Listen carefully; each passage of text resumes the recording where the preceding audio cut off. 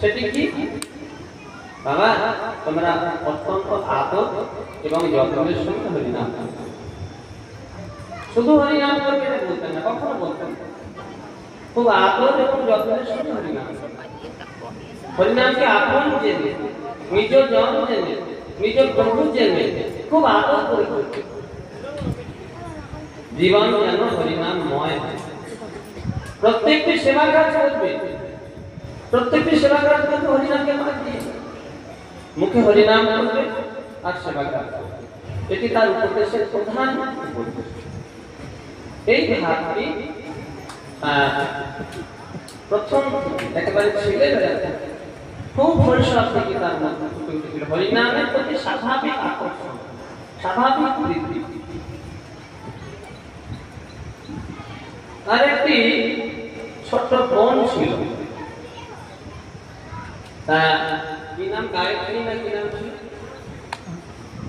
গায়ত্রী। আপনারা বলতে পারবেন, বোনের ছেলে মেয়েরা হয়তো এসেছে, গুরু মহারাজের পূর্বাশ্রমে ছাত্র এসেছে।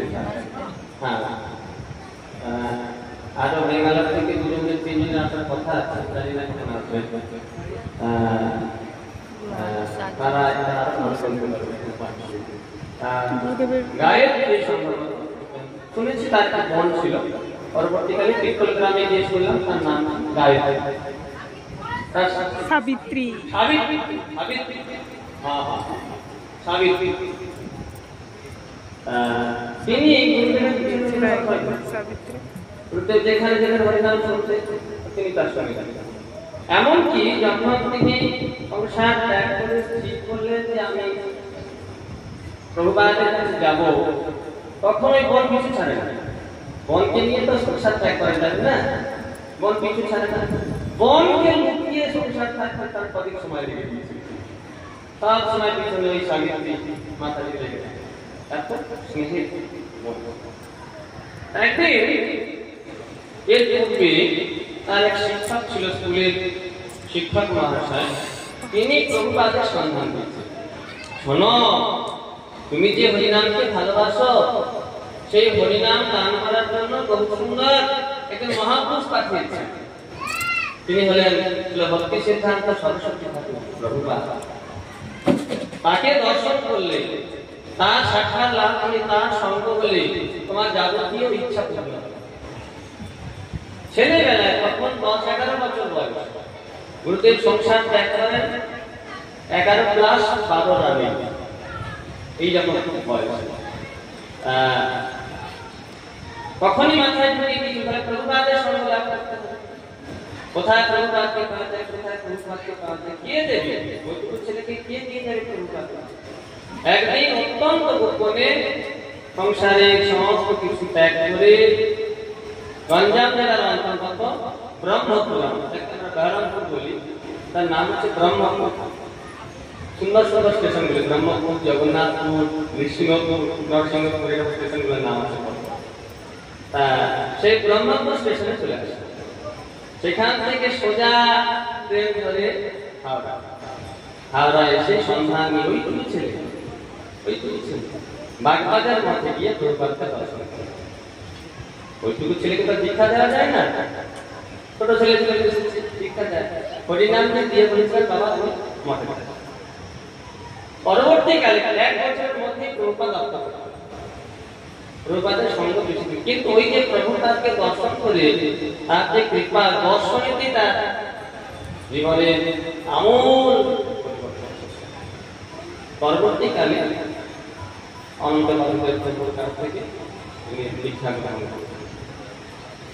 কিন্তু পরবর্তীকালে মায়াপুরে কোনো সমস্যার কারণে সেখান থেকে ভক্তিময় ভাগবত গোস্বামী মহারাজের কাছ ধরে চলে এসেছিলেন বীরভূম। বীরভূমে খুব ছোট। বাবা, তুমি তো ছোট ছেলে, তুমি কিভাবে সাধু হবে? তোমাকে কিছু শিখতে হবে। প্রভুপাদ আত্মপ্রকাশ হয়েছেন, এখন তোমাকে কিছু শিখতে হবে। হ্যাঁ, কি করবো? একটু লেখাপড়া শিখবো, অন্তত সংস্কৃতটা শেখে। তখন তিনি সংস্কৃত শেখাতে শুরু করলেন। এই করে করে শিখতে শিখতে শিখতে শিখতে একদিন ঠিক করলেন যে আমাদের যে শিব মন্দির আছে তারকেশ্বর শিব, ওই তারকেশ্বরে গিয়ে কোলে ভর্তি হন। সিদ্ধান্ত নিলেন যে রামানুজের শ্রীভাষ্য এর উপরে তিনি পড়াশোনা করবেন আর কিছুদিন পর। কিন্তু শ্রীভাষ্যের বই তখন এত এভেলেবেল ছিল, এত এভেলেবেল বাজারে কোথাও পাওয়া যায়নি। অনেক আন্দোলন করে একজন তার শিক্ষকের মুখ থেকে শুনলেন কোন একটা জমিদার বাড়ি কোন একজন ধনী ব্যক্তির কাছে ওই বইটি। কি অদ্ভুত তার ইচ্ছা, কত কষ্ট করে একটা বই সংগ্রহ করতে, তাকে অনেক কষ্ট করতে, কষ্ট করে সেই গ্রন্থ সংগ্রহ করে এমন ভাবে পড়াশোনা করেছিলেন, পরবর্তীকালে সেই দোলেতে তিনি ফার্স্ট হয়েছিলেন, স্বর্ণ পদক পেয়েছিলেন। এখনো সেই পদকটি পূজা মঠে থাকার কথা। এইরকম তার নিষ্ঠা আছে আমরা দেখেছি। আমি খুব ছোটবেলা থেকে তার কাছাকাছি থাকতাম, পরবর্তীকালে বড় হয়ে একটু লেজগুলো দিয়ে গেছিল, তো এটা হয় যখন একটু ইয়াং বয়সে, তখন এই যে ওই করবো, হ্যাঁ করবো, ত্যান করবো, জগতের প্রতি একটা স্বাভাবিক জানার একটা কৌতূহল। হ্যাঁ, যখন 12 বছর 12.5 বছর বয়স তখন তার চরণে আশ্রয় করি, কিন্তু তারপরে আর বেশি যেতাম না।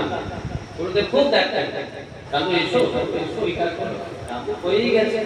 ঘুরে বেড়ানো ছেলেদের যা হয়, আমাদের সবার তো ঘুরে ঘুরে বেড়াতাম। তথাপি তিনি ধরে ধরে ধরে ধরে শেখাতেন, এই করতে হবে, ওই করতে হবে। কি নিষ্ঠার সঙ্গে শিষ্যকে তৈরি করতে হয়, কি নিষ্ঠার সঙ্গে তাকে হাতে ধরে শেখাতে হয়, আমি সারা জীবনটা ভুলে যাব। আমার নাকি গুরু মহারাজ বলেছিলেন, আমার নাকি গুরু ভাগ্য খুব ভালো। হ্যাঁ, এটা তিনি আমার অ্যাস্ট্রোলজিক্যাল সপ্তাহ থেকে বলেছিলেন যে আমার গুরু স্থানে নাকি বৃহস্পতি আছে, যার জন্য সত্যিই তাই।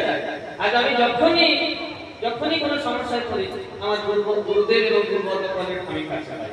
আজকে তার প্রমাণ পাচ্ছেন, গতকাল বলেছি আমার গুরু ভাগ্য দেখতে। হ্যাঁ, এটা